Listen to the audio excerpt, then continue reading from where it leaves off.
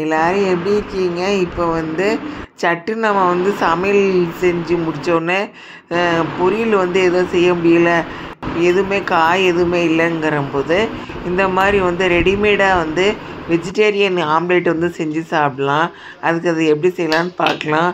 அதுக்கு மெஷரிங் கப்பில் அரை கப் கடலை மாவு எடுத்துக்கோங்க. ரெண்டே 2 பெரிய வெங்காயம் நல்லா சாப்பரில் போட்டு சாப் பண்ணி போட்டுக்கோங்க. அதுக்கப்புறம் ஒரே ஒரு பச்சை மிளகாய் எடுத்து வெட்டி போட்டுக்கோங்க. அப்புறம் உப்பு 1 ஸ்பூன் எடுத்து போட்டுக்கோங்க. இந்தளவுக்கு நல்லா கிண்டுன்னு கிண்டி எடுத்துருங்க. இதுதான் பதம். இதான் இந்த அளவுக்கு பதம் வர்ற அளவுக்கு தண்ணி ஊற்றி நல்லா கிண்டி வச்சுருங்க. இப்போ தோசைக்கல்ல சூடு பண்ணிவிட்டு அந்த மாவை எடுத்து அதில் ஊற்றிடுங்க.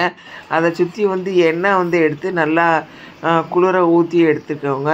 எடுத்துகிட்டு கேஸ் ஸ்டவ் ஃப்ளேம் ஃபஸ்ட்டு ஃபுல்லாக வச்சுட்டு அதுக்கப்புறம் சிம்மில் வச்சுக்கோங்க. சிம்மில் வச்சுட்டு கொஞ்சம் கொஞ்சமாக வெந்ததுக்கப்புறம் அந்த மாதிரி தோசை கரண்டியை வச்சு இந்த மாதிரி இது பண்ணி அதை திருப்பி போட்டுருங்க.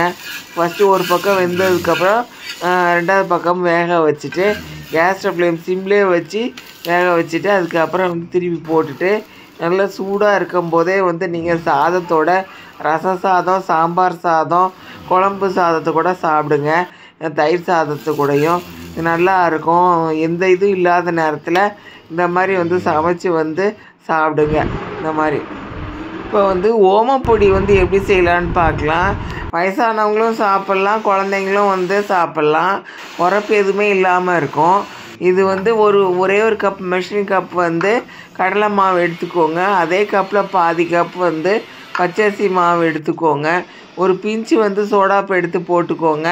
நெய் ஒரு 3 ஸ்பூன் போட்டுக்கோங்க. உப்பு 1 ஸ்பூன் எடுத்து போட்டுட்டு நல்லா கிண்டுன்னு கிண்டி விட்டுட்டு அதுக்கப்புறம் தண்ணி கொஞ்சம் கொஞ்சமாக ஊற்றி சப்பாத்தி மாதிரி பிணைஞ்சி எடுத்து வச்சுக்கோங்க. அதை அமுக்கி பார்த்தா நல்லா அமுங்கும்.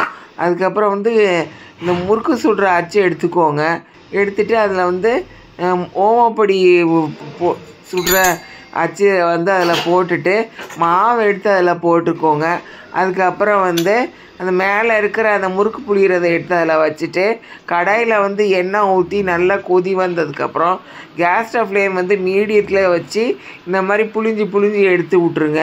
நல்லா புளிஞ்சு அது ஒரேடியாக ஃபுல்லாக வைக்காமல் மீடியத்தில் வச்சுட்டு அதுக்கப்புறம் முறுக்கு அது அச்சு புளியும் போது கேஸ் ஸ்டவ் ஃப்ளேம் சிம்மில் வச்சுருங்க. இல்லைன்னா ஆவி கையில் அடிச்சிடும். அதனால் அதை புளியும் போது மட்டும் சிம்மில் வச்சுக்கோங்க. சிம்மில் வச்சுட்டு புளிஞ்சதுக்கப்புறம் கேஸ் ஸ்டவ் ஃப்ளேம் மீடியத்தில் வச்சு 2 பக்கம் நல்லா சூடு பண்ணிவிட்டு அதுக்கப்புறம் எடுத்து நல்லா தட்டில் வச்சுருங்க. அதுக்கப்புறம் குழந்தைங்களுக்கும் பெரியவங்க உடம்பு நல்லா இருந்தால் பெரியவங்களும் சாப்பிடுங்க. இதை மாதிரி செஞ்சு சாப்பிட்டுட்டு உங்கள் கமெண்ட்ஸ் எல்லாம் எனக்கு அனுப்புங்க. நன்றி.